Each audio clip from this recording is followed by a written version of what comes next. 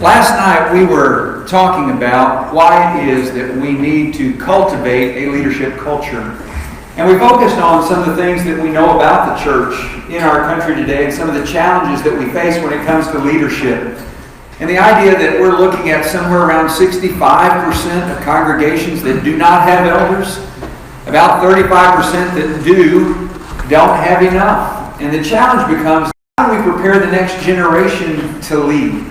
How do we create and develop a mindset, if you will, to where we can grow the congregation and that we're growing men to be leaders in their home, in the world, and in the church? Now, as I mentioned last night, the work that I do with SALT, the Sunset Academy of Leadership Training, involves a number of different areas. And I really want to recommend that you go to the website, salt.sunset.bible. And you can find there all kinds of resources that are available to you and to your congregations to help in areas of leadership development. But this morning, as I mentioned last night, we're going to start by talking about how we develop this growth mindset when it comes to leadership. I mentioned a book last night that I refer you to and recommend that you pick up, the Eric Geiger and Kevin Peck, that book about Design to Lead. But this morning, this book is an interesting book, to say the least. Carol Dweck wrote this book. She is a psychologist, and so she wrote this book entitled simply Mindset. And in this book, she talks about two different types of mindsets: the fixed mindset versus the growth mindset. And I want to share with you just briefly some of the characteristics of each that she describes in this book, because as I go through these and as I think about them, I see so many parallels to what I find in congregations across this country. Some of them have a growth mindset. Many have a fixed mindset. Let me describe what I'm talking about. First of all, she describes that the difference between being static and being dynamic. Now, probably not in the way that we would describe or think about dynamic. It's just simply the difference between set and being growing, or being of that mindset that grows. And so she says that a fixed mindset is one that avoids challenges. When those challenges come, the fixed mindset says, no, we need to avoid this conflict or this challenge before us. Whereas a growth mindset embraces that challenge because they know the benefit from that challenge will improve who they are and will grow them both as an individual and as a congregation. The fixed mindset, when those challenges come, becomes very defensive. And they're very easily one that gives up. They don't want to go through the challenge because it's going to be hard, it's going to be difficult. So what they do is they just give up.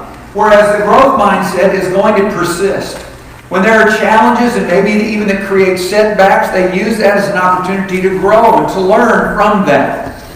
The fixed mindset is one that sees effort as being fruitless or worse. I don't know how many times I have sat in men's business meetings where ideas were presented to the congregation and somebody would be sitting back there with their arms crossed saying, nope, we've tried that here before and it didn't work then and it won't work now. And I'm thinking, that's a fixed mindset. They see the effort to try to do something as being fruitless or worse. Whereas a growth mindset sees this as a path to mastery. When we put forth the effort, we know that ultimately we're going to grow from that in some way. A fixed mindset ignores useful negative feedback.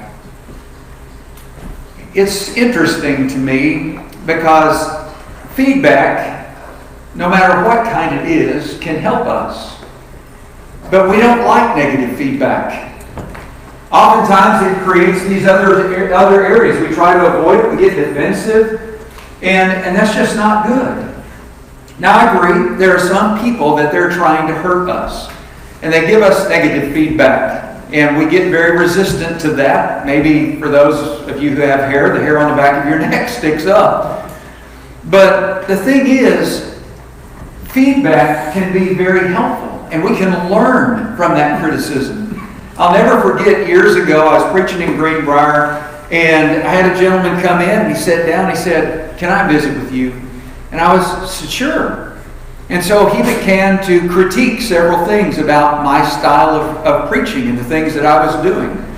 And I thought, here's a guy that loved me enough that came in to talk to me to help me get better. And I took it that way. Now, I wish I could say I've always taken it that way, but I haven't. I've had other people that I felt like, you don't have a clue what you're talking about. Here you are trying to tell me. You see, that didn't help me improve. A fixed mindset versus a growth mindset approaches this idea of criticism and critique and feedback in a different way. And then, this one is very interesting to me. She describes the idea that a fixed mindset is threatened by the success of other people, whereas a growth mindset is inspired by success. Now, I want us to think about this for just a moment from the standpoint of the church. And let me preface this.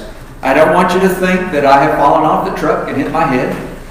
I'm not saying that we are ever going to change the message. We don't compromise the message. I'm not saying that we do anything other than what Scriptures teach us. But when it comes to methodology, we can learn, even from the denominational world, things that they do that are successful. Now, I'm not talking about teaching doctrine. That's not what I'm talking about. I'm talking about what are things that they have put into practice that are helping grow what they're doing. And we can learn from that instead of saying no. I mean, when you think about it, how many of you are familiar with the Joy Bus? Really? Joy Bus, J-O-Y, Jesus first, others second, yourself last. Picking up kids. Oh, man, some of you guys are old enough to remember Joy Buses. When I was a kid, I grew up on the Joy Bus. I mean, we traveled everywhere. You did what? You drove one. Good. I mean, really, that concept did not originate in the churches of Christ. But we used that as a tool. And it became a great tool of outreach to bring kids in to help them see Christianity. You see, we need to learn from the success of other people. The things that we can see that can help us, maybe we can utilize something of a similar nature that will help us grow. So instead of being threatened by others, instead maybe we need to be inspired to figure out what can we learn from that will help us grow and be successful. I saw a chart. This is not from Carol Dweck, but I saw this chart from another individual that I thought summarized the concept quite well. And the way that he described it is the fixed mindset versus the growth mindset. When it comes to goals, the fixed mindset really is just concerned about looking smart. Yeah, we've set these great goals out here. Whereas a growth mindset wants to learn.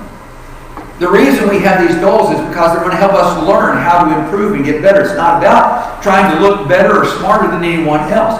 That's the difference between a growth mindset and a fixed mindset.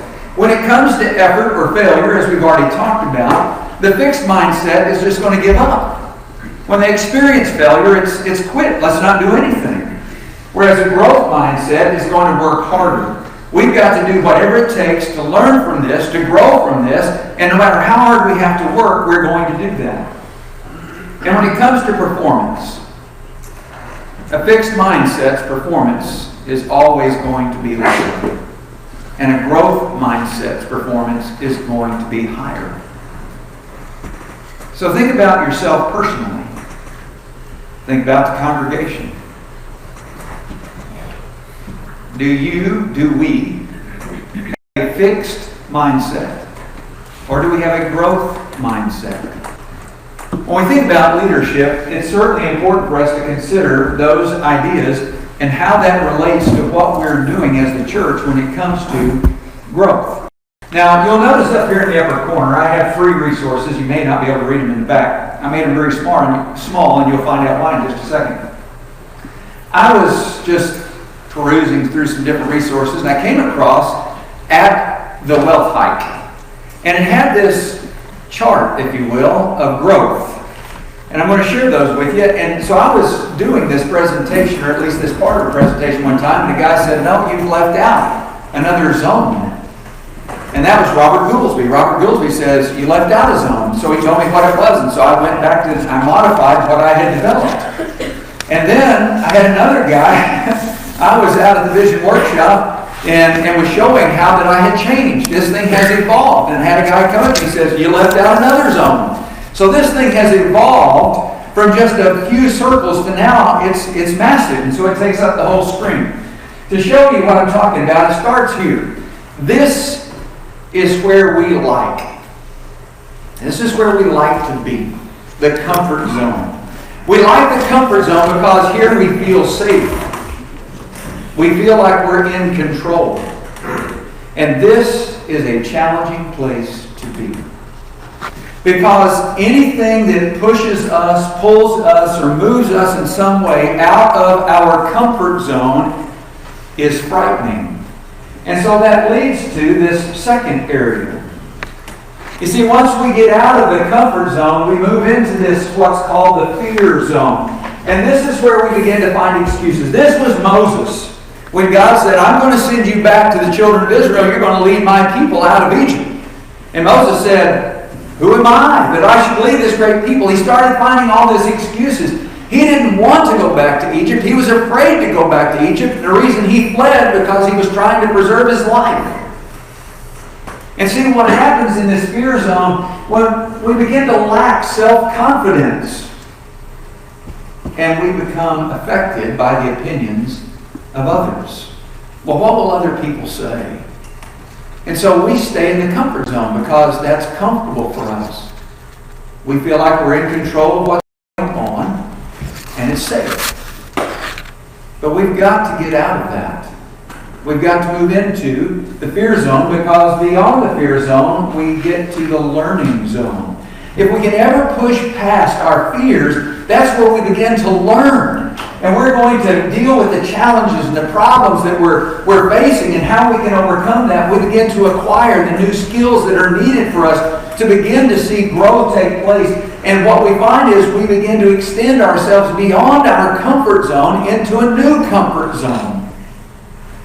And that's where we're going to begin to see growth. Once we get into that learning zone, we begin to push past that. We're going to find new purpose.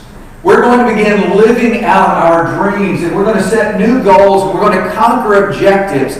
Well, this is where I originally stopped. And then Robert Goolsby says, you got another zone. And I said, what is it? He said, you got to have the success zone. You see, the success zone is where lives are changed. You see, once we begin to find purpose and live out our dreams and all of that begins to happen, our lives are changed and we're enjoying fulfillment in our life and goals are achieved and new hope is realized. And about the time I shared that, a guy came up to me and he said, you forgot a zone. And I'm like, what is that? And he said, you got to be careful of the danger zone. You see, the danger zone can really happen in any one of these areas. But it leads us to becoming prideful. And when that happens, we can get physically tired, we get emotionally drained.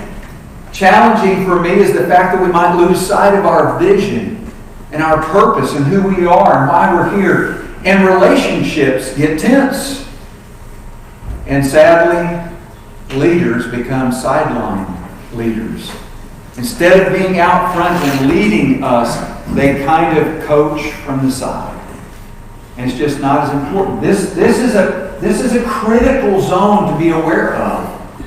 Because it can happen at any point.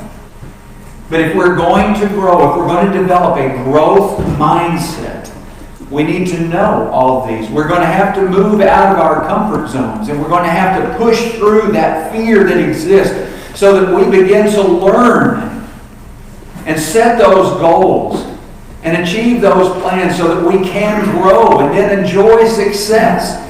But be aware of the danger zone and not allow that to hinder us from continuing, because really this should become a cycle for us. That once we begin to enjoy success, we begin to realize that we have this new comfort zone. We need to extend beyond that. And then we need to continue to learn, and we need to continue to grow, continuing to enjoy greater success. And when we do that, we're going to be putting in place something that's going to be a legacy that will exceed far beyond our lifetime and our children's lifetime and our grandchildren's lifetime. So, let's talk for just a few moments about developing a growth mindset to create a culture when it comes to leadership development. There are 3 leadership challenges that I want to share with you and our responses to it. This is kind of a summary of some areas that I have studied and things that I've experienced in congregations that, in talking with different leaders, that I think are very important. Number 1 is conflict. Anytime you have growth, you're going to have conflict. Sometimes conflict is internal. Conflict within ourselves as we're pushing ourselves to new levels and new areas of achievement. And so we sometimes have internal conflict. But in congregations, anytime there's change, there's growth, there's going to be some conflict. So how do we respond to that? And that's by communication. We've got to communicate clearly the values of who we are and what we're doing. And so when conflict occurs, we need to make sure we're communicating those values very clearly to the others around us. The second challenge that happened is confusion. Sometimes people are just confused about what's going on and where we're going and how we're going to get there. And when that happens, we need to provide clear direction. And if you'll notice the way this is building, we need to know who we are and the values that based upon who we are, and that we're communicating that, and that we're communicating the direction clearly that we're headed. And then, the challenge of performance issues. I met with a congregation, and I sat down with the elders, and we were talking about the deacons. Now, I don't get this kind of people that I talk about here. But this particular congregation, I was sitting down with the elders and we were talking and they were saying, we've got deacons and they don't do anything. We can't get them to do anything. I said, that's a problem. And so we talked about the idea of making sure they're communicating the values clearly and they're providing directions. The problem was a performance issue. They couldn't get the deacons to do the work that they actually appointed them to do. I said, well, number 1, you need to sit them down and talk to them about these other areas, and if they don't want to do that, you need to say, we're going to have to let you go. It's that simple. You just say, look, you can't continue to be a deacon. You're not deaconing. And if you're not going to serve, then you need to not have that role. So when performance issues happen, you've got to clarify expectations. It really was as simple as setting out a clear list of expectations of their deacons to do. You see, sometimes we speak in such generic terms. When I took the job at SALT, I specifically wanted them to list for me, what are the expectations you have for me on this job? I want to have a job description that outlines for me, not that you are to be the director of SALT, but what does the director of SALT do? And we don't ever think about that when it comes to the aspect of, okay, we'd like you to be the deacon over maintenance. So what do you want me to maintain? Well, you're just the deacon over maintenance at the church building. So what does that do? We don't ever think, write it out. What do you want? What are the expectations of the individual who's going to fulfill this role? You're the deacon over education. So what does that mean? What do you want the deacon over education to do? I mean, have we ever thought about listing out the expectations of asking someone when they become a deacon and they're going to take on this role, what are the expectations of them? You see, we're going to have these challenges. There's going to be conflict, there's going to be confusion, there are going to be performance issues. So how do we as leaders deal with that? Well, we need to communicate clearly the values. We need to communicate direction, but we're also going to have to be involved in clarifying the expectations. Because when people know what they're supposed to do, most people arise to not only that expectation, but they will exceed it. But when they don't have any expectations, they also arise to that as well. and they do nothing.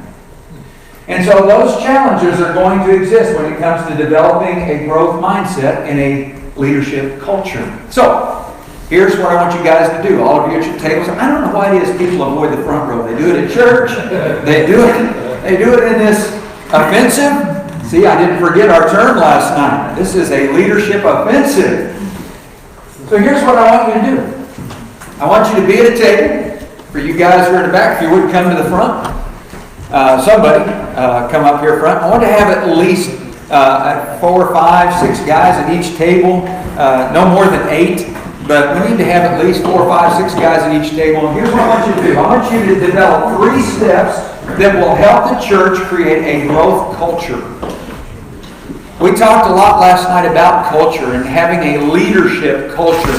And how do we develop a leadership culture? Well, how do we develop this growth mindset? A culture in the congregation that has a growth mindset. So just work at your tables. I made sure I put extra paper at the back with a pen. And so work on, take about 10 minutes. I'll kind of keep it on the time. We'll come back together. We're going to talk about how do we create this growth culture. You know, I enjoy walking around and watching as it's developing and listening to the conversations and being able to converse as well with you. It kind of helps me get to know you a little better and you me. But I'm encouraged by the participation of everybody in the groups, even our younger guys. I meant to say this earlier, but I tell you some of the things that were said last night from this table of these younger guys.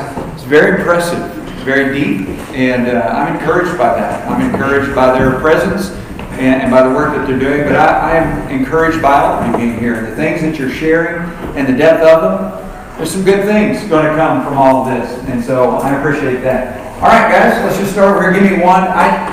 Several of the tables have the same ideas, and so it may be that we end up overlapping a lot of that, but give me the one that you had at the top there. The one you want to tell me. Being inclusive. Being inclusive. Of all ages, all people, different stages of life, different stages. So keep in mind, we're talking about steps that are going to help create a growth culture. And to do that, you're going to have to include everybody. I mean, you can't just include the people maybe who are in leadership. When we think about leadership, we think elders, deacons, maybe the preacher, teacher, associate ministers, all that kind of stuff. But inclusive of everybody. I mean, if you're going to have a growth mindset. Well, not only that, Americans, for some reason, and don't you get me wrong, but we take the secular and try to bring it into the church.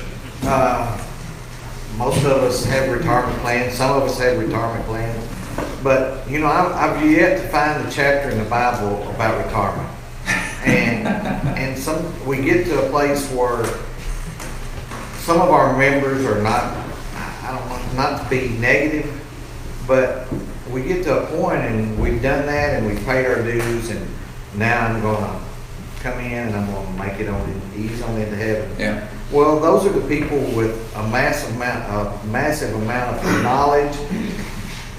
They've lived life. They know what works and what's going to bite you, and a lot of that knowledge goes to the grave with those people. Yeah. And these young guys can learn from the Bill Pages, and you don't know who that is, but the Bill Pages, the Danny Joneses, the Dale Wileys, the Dale Vincents, and the Tom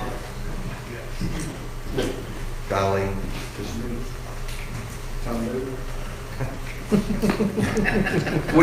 They can learn from them, but those guys can also learn from the young guys.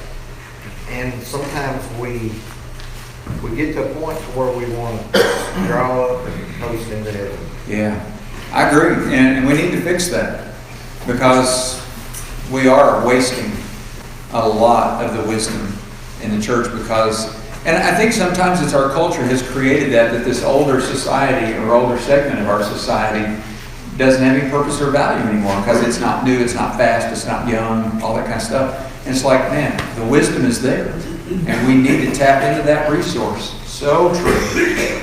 Give me another step. Encourage through instruction.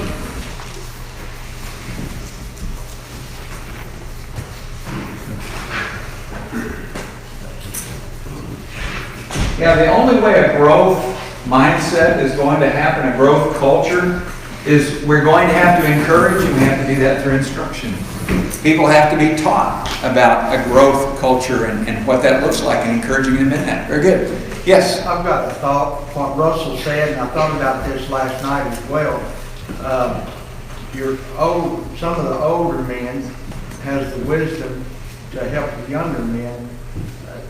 We could develop a program where some of the older guys or middle-aged guys, whatever, take one of the younger men out for lunch and just talk. Yeah. I love to tell the story, and of course it won't be a part of the presentation this weekend, but I love the story of Joshua and Caleb. And I love how Caleb comes in and he says, I'm 85 years old today, and my strength is today the way it was when Moses sent us into the land. Now, I'm 58, and I tell you, in my mind, I don't feel any different than I did when I was 20. I don't know if that was what was going on with Caleb or not. But the thing about Caleb was it didn't matter because of his faith in God. And his faith in God and his conviction of who God was and his service to God, it was going to allow him to conquer that mountain and those giants that were in the mountain. And if we could take, what purpose it would give to the older men in the congregation, the older women, in working with those who are younger women and the younger men. That's powerful stuff. And maybe we need to be the ones, as the older generation, to take the initiative in that and say, look, I want to take you to lunch. And I want to just visit with you. And take it from the standpoint of, I want to learn from you. And in that aspect in which they're taking on this idea of trying to learn from the younger generation will be more apt to say, I need to learn from you. But as long as we kind of keep that gap there, neither side's going to do anything. So somebody's got to take the initiative and say, look, I've lived my life. I am retired. I've got the funds. So let me take you to lunch. Or let me spend some time with you because I'd like to learn from you. And just be prepared to do that. And it'll be surprising, the relationship that it'll build and the impact it will have on both generations. Well, I think the youth feel unneeded, but the senior folks feel unneeded.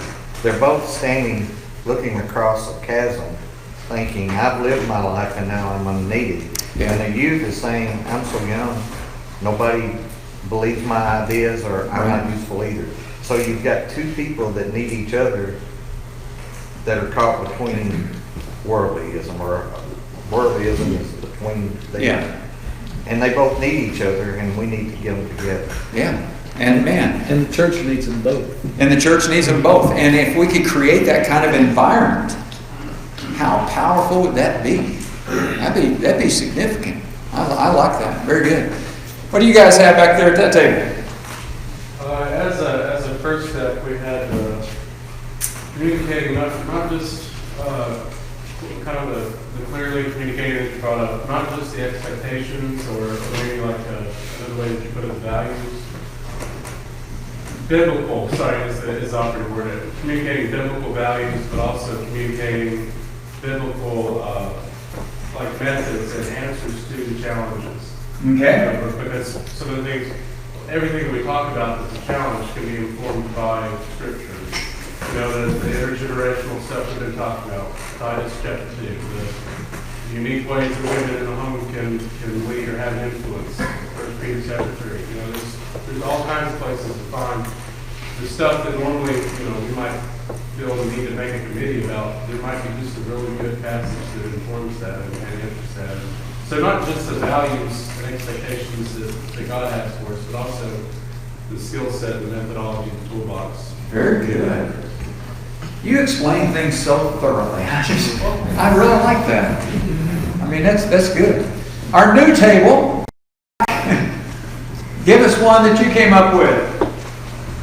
Well, our first one was kind of a theme of what that he just said. We came up with communication, but we were talking about how that there's so many divisions in churches. We're talking about literal communication of not leaving certain groups out of the loop and in this day of so many forms of communication, you can't, of course, we got church buildings, we got Facebook, we got, not everybody has access to all those things. And then after communication, we had clarification. You have to be clear, and then you have to have focus and action.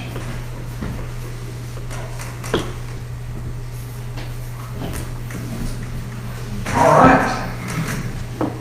You know, it is funny how that with the technology that we have today, how poor we are at communicating.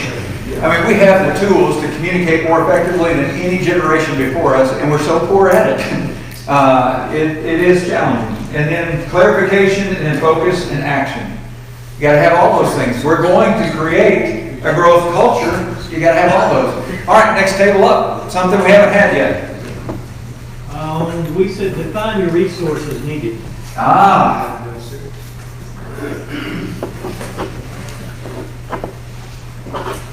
Define your resources. You know, one of the things that I love to do when I'm talking about strategic planning is what's called a SWOT analysis. Anybody familiar with SWOT? Strengths, weaknesses, opportunities, and threats. And so the idea is you look at, okay, when you're talking about the strengths and the opportunities, you have to look at this. Do we have the resources that will help us achieve what we need to do? Because if we're going to have a growth culture, it's going to take some resources. And have we defined what those resources are that are needed, and do we have them in order to do that? And if not, how do we get them in order to do that? Very good. All right. Right here. We said constructive criticism. Constructive criticism.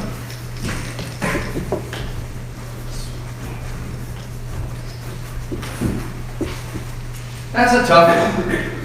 It's tough and yet so needed to have a growth culture, because here's what's going to happen. When we grow, change.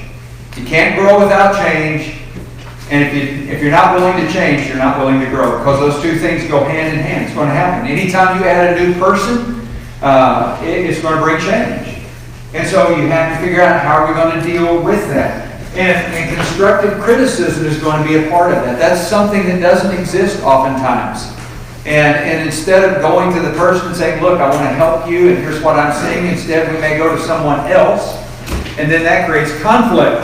And then we have other issues to deal with. Constructive criticism. We're going to grow, and we're going to have to be willing not only to provide, but as well know how to receive constructive criticism.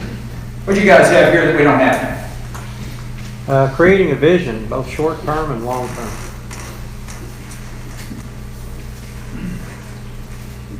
Creating vision. Everybody know who Helen Keller is? Or was? Helen Keller? Helen Keller is credited with making the statement that the only thing worse than being blind is having sight and no vision. Now there's a difference, and I need to differentiate between the idea of vision and mission and strategic planning. Because sometimes I'll visit with congregations and they say, oh yeah, we have a vision. They'll tell me what it is. I'm like, oh, that's a mission. Vision is the who we are going to become. Mission is how we are going to do that. And the strategic planning gives the specifics of what we are going to do to implement the how in order to achieve who we want to become.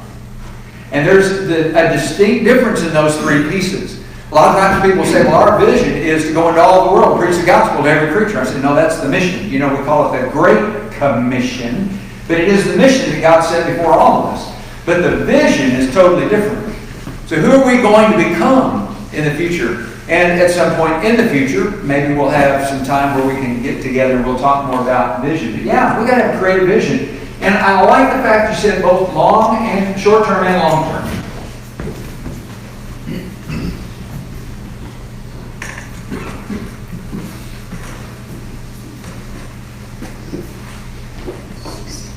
Because sometimes in a congregation, we just need to figure out who are we going to become over the next year. But who do we want to be 10 years from now? Because 10 years from now is a totally different picture than 1 year from now.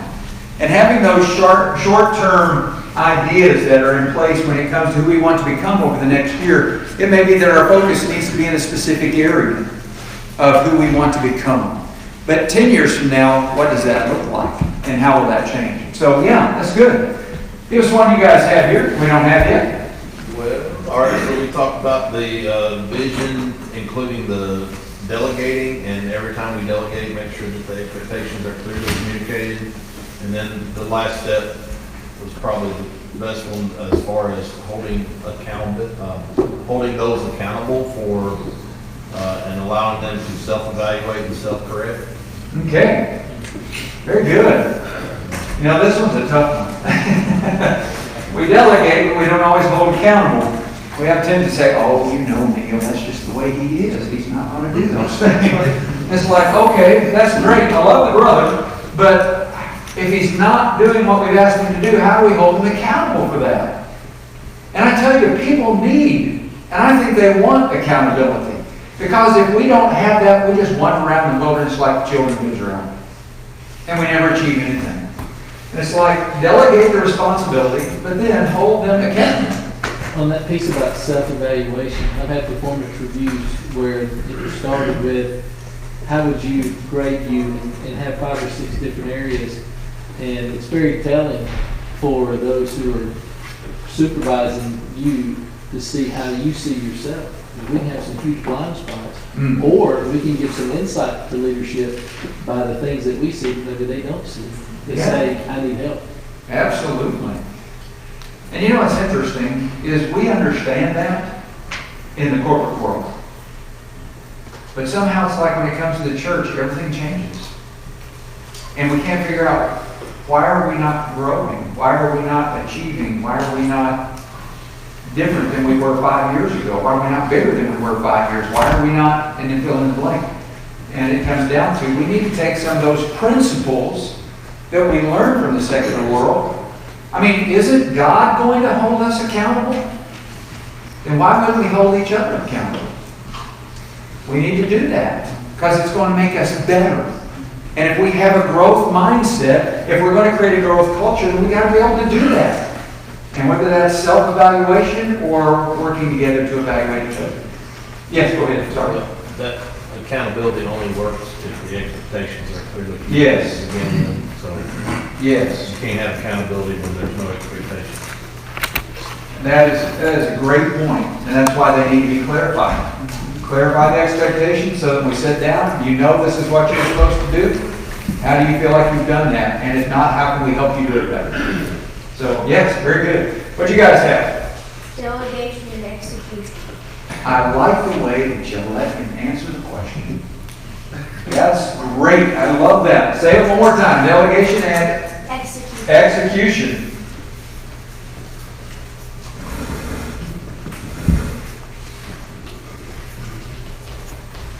Because if you don't execute it, doesn't matter how much you delegate, if you don't actually put it into action. You got to execute what's going to be done. Very good. And back there. I think the only thing we have up that's different is creating a positive and welcoming atmosphere. Creating what kind? A positive and Oh, welcoming positive. atmosphere and attitude. Okay.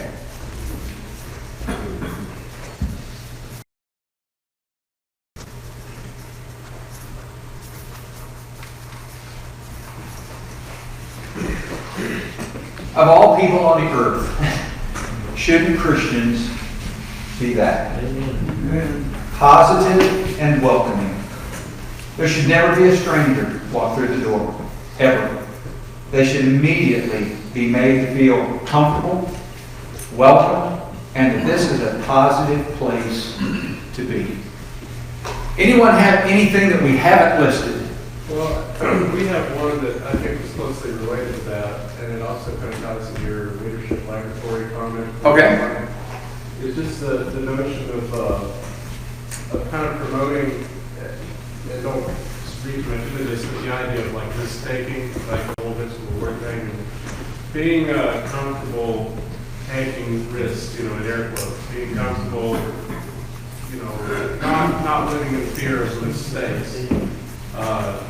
Kind of feeling like as people who are being led, you know, who are having things delegated to them, that they can, you know, try something and it failed, you know. Right. That they don't have to live in kind of fear of, I've got to be extremely conservative in how I handle everything because I cannot afford to make a mistake. You know, kind of like the same idea that you can see in like, you know, the sort of companies we really admire that are cutting edge. You know, they've got very creative people who have a lot of free reign. They don't have to really live in fear of if I goof up one thing, I'm terminated.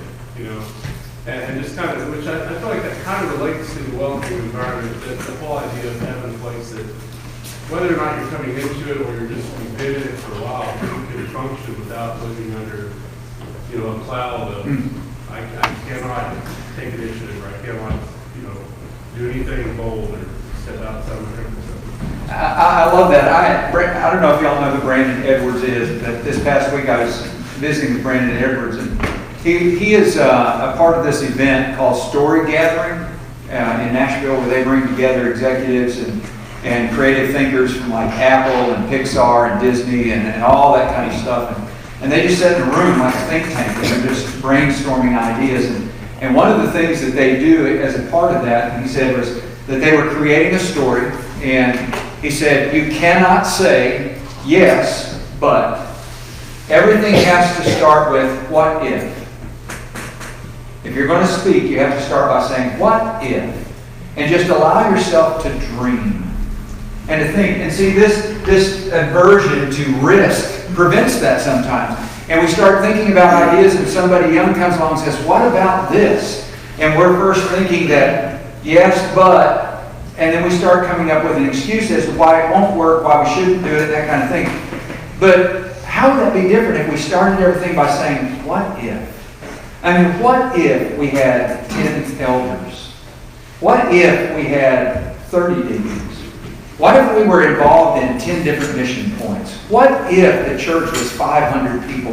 What if we were out here in this community reaching the homeless and the young ladies that are unmarried that are pregnant? What if? And just allow yourself to dream and think about what could be instead of yes, but. And I will encourage you at some point when you start thinking about a vision, allow yourself to dream and ask the question, what if we did this? What would that look like? And what if we were doing this? And allow the young people to come in and say, what if? And how much different that would be when it comes to this idea. You know, I think older people have radical ideas. They can. And, you know, older people have said, I don't know why we've done this. We've done it this way my whole life. I can't find it in the Bible. And they've been thinking it's ridiculous for the last 40 years. Yeah. And it goes on year after year. You know, I think I remember years ago, I asked my dad what he thought he could do for a living. You know, and you ought to ask your parents. And he said, well, it doesn't really matter what you do for a living as long as you do your best at it. And he said, as long as you understand your purpose is to give glory to God. Everything else is just secondary to that. So everything should be focused on giving glory to God. And I think sometimes we are worried about offending people more than we're worried about offending God. Oh, a great thought. And that holds us back. And Paul saw that with Peter when the Judaizing Christians showed up. Right. Oh, Peter got all worried about offending these Judaizing Christians. Well, he ended up offending the whole congregation and God. And that's why Paul, you know, chewed him out. Yeah. We don't want to be offensive. You know, it's not something we want to be. We don't want to hurt people's feelings. But we can't let certain people's personal traditional hang-ups keep us from glorifying God. Great thought. And we, in a kind way, should say we understand this makes whatever it is, whether we decide we're going to do 2 closing prayers. You know, whatever is silly. Oh, we can't do 2 closing prayers. That doesn't make sense. You know, I mean, come on. Somebody just ought to be willing to do something, not be so formulaic because we're worried about offending people. Right. when it may help the whole congregation give glory to God in a better way. I attended a congregation where they closed with a song. You talk about how traditions make us uncomfortable. I was in that environment, I was like, we're done? How do we leave without an amen? I mean, we closed with a song instead of a prayer. And I thought, okay, I got to really rethink my comfortable level here. But it was so good. Got here, and then we come back here. What if we dreamed big enough that we had to have God? You know, it's easy to do something that you can do. Amen. But to have faith that you're going to fail without God. I would rather dream big enough that God's got to be in the equation than to dream so small that there's no chance of failure. I really need to come do my vision thing, because that's what we talk about. See, my thing is this. We have a tendency to place limitations on God. And we think that God's not going to do something because we've convinced ourselves we can't. And I ask the question, what would we do if we knew we couldn't fail? And see, the thing is, we can't. Because if God is with us, who can be against us? And our God can do things that are beyond our imagination. And we think so small. He does things that are beyond our imagination. That's right. Yeah. And he owns it all. And he owns it all. I mean, what could we do? I mean, Jesus took 12 men and turned the world upside down, and there are nearly 70 of us in this room. What are we hindering God from doing through us because we have convinced ourselves we can't do something? That's another session. We'll do that another time. Something that, I mean, especially the last one we talked about, being comfortable taking risks. From personal experience with me growing up in the church and having those opportunities to start taking leadership roles or leadership aspects, and especially working with younger guys as the older men with the wisdom try to start sharing that with the younger men and giving them those chances to build those skills and knowledge within themselves. I think that probably one of the biggest things that it comes down to, summing up why that might not happen or why you may see declines in that today, is fear. Because think about it, I know for myself, like I could list a million things that the reason why I didn't speak, the reason why I didn't lead a song, the reason why I didn't do something, go on the mission trip or whatever, is because I was afraid of stepping out. Yep. Afraid of saying something wrong, afraid of making somebody mad, afraid of failing in front of a congregation of 300 people. That wants you to succeed. Right. But in your own head. So the thing that I've kind of come to this realization in my 25 years of, you know, lack of wisdom is, if you can create an environment, especially working with younger guys who don't have that experience, who don't have that skill, take fear out of the equation. Like completely address it and say, listen, if you go up and mess up, say the wrong thing, start singing the wrong verse of a song, do something wrong, who cares? Yeah. You're there. You're standing up there doing it. That's right. And that's taking that fear out of the equation, removes like that excuse. One more excuse from that, I can't go up there and start speaking. People will think I'm, like, what's this kid doing, you know? Taking the fear out of it. Very good. We have to step out of the boat. Yeah, step out of the boat. That's right. We can walk on the water. Many years ago in Bowling Green, all the churches of Christ in the area got together, and we had a tent meeting, and the tent was so huge they had to set it up in a parking lot out at the old mall. Of course, people that's been in Bowling Green a long time knows where the old mall is. And that was one of the biggest things that I witnessed in my Christian life. And other than that, of course, is Russell's dream for this camp. Yeah. I mean, this is huge. It's touched hundreds of people's lives. Yeah. God's dream, your vision, God working through you. That's great stuff. And I'm telling you, we can do that. I mean, just imagine the think tank that exists in this room of what we could do if we just ask what if instead of saying yes, but. So let me share with you just a couple ideas here as we kind of wrap up here and take a short break. We think about planning, and as I think about all of the areas that we've shared, and I'm sure there are probably one or two ideas that we didn't really get them all covered, but we have to recognize the urgency that exists. I don't know if you've ever looked online or not, but to me it's very interesting to look at the World Census Bureau. The World Census Bureau tells us there are 7 billion plus people in the world.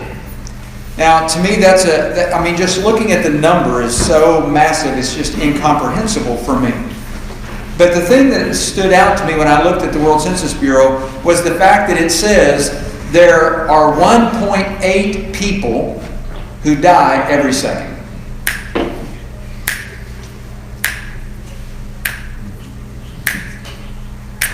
In the time it takes to listen to a 30-minute sermon, 3,460 people will stand before God. And most, if not all of them, are unprepared. We've got to recognize there's an urgency. It's not just an evangelism urgency.